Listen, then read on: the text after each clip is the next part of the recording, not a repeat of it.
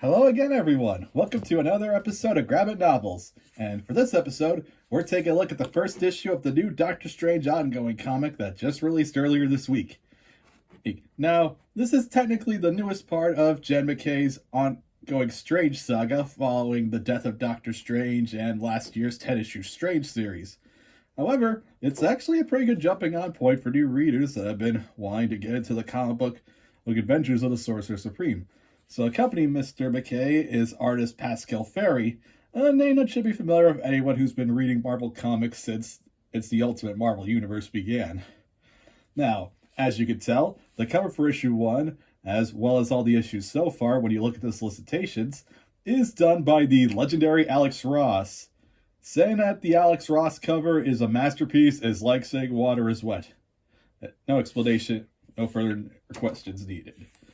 So, what does this comic have in store for us readers? Well, we get a brief catching up on everything that's been going on with the good doctor and his allies recently, with this little catching up blurb saying about his death and the fact that there's now a ton of refugees from mystical dimensions on Earth. And following that, we're basically treated to a week in the life of Doctor Strange. And honestly, I think this is a really fun way to establish a new status quo for Steven. And because we get to see him go about his day doing magical stuff, and of course talking with a bunch of guest stars from all over the Marvel Universe. We got Spider-Man, we got Luke Cage, we got Black Cat, Doctor Doom, who back and forth. And at the end of the issue, we see who we learn about. We see him talking to She-Hulk, and of course talking with Daredevil. However, the main attraction is of course his dynamic with his wife Clea. Now, one of the biggest reasons I've been enjoying the Strange Saga that still holds true in Doctor Strange is the characterization. And because in this book, Steven really does feel like he's his best self. He's compassionate, experienced, and above all else, willing to help those in need no matter the cost. It's a sign of the good doctor that hasn't been seen in a lot of present runs, but here, that compassion and willingness to go up against any foe that threatens innocent life is on full display. But of course, Steven is just one side of the strange coin in this era. Let's just skipping forward ahead. Yeah, in this run, Clea continues to be the badass as warlord of Manhattan, in that she was in the Strange ongoing.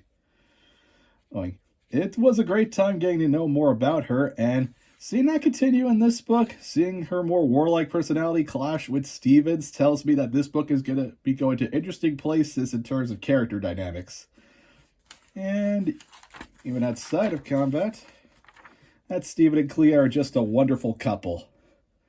It's really great to read their dynamic and the banter between the two. I think it's safe to say that this saga has made Steven and Clea my favorite couple in Marvel Comics. But, of course, Pasqual Ferry's artwork also plays a part in making this book work. His artwork may not be to everyone's taste with how smooth and bizarre some characters look. However, wait a second. I've always been a fan of artists that have their own unique style. The kind of artwork where you can just take one look at it and know who drew it immediately. And you can tell Pasqual Ferry is bringing his A game when it comes to this book. Each character, when they're human or otherworldly, looks distinct from each other. Locations feel distinct, which is definitely helped by Matt Hollingsworth's coloring. And I think this part here, where they're in the purple dimension, shows off best. It really does feel alien and otherworldly, which is the point. It's an alternate magic dimension. But while I have been praising this book, there is one glaring thing that keeps me from giving this comic a perfect score, and that is, give me a moment, the backup story he called Freak Out. Don't be wrong, it's not because the writing of this backup story is bad. MacKay's doing the writing.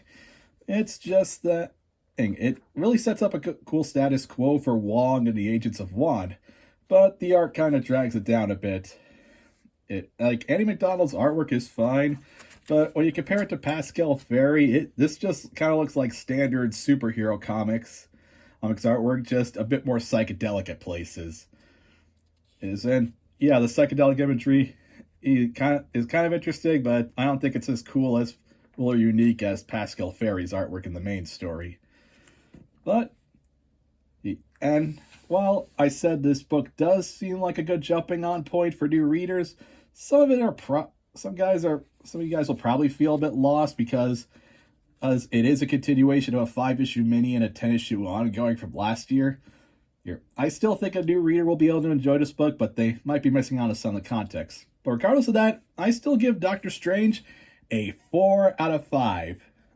And if you're a fan of Doctor Strange, pick this up. If you've been wanting to get into Doctor Strange comics, I still recommend, because the stuff in the earlier saga, while it might be a bit daunting to newcomers, is still worth the read. And if you're like me and have been enjoying the MacKay Saga since day one, then this is just more of what you've been enjoying.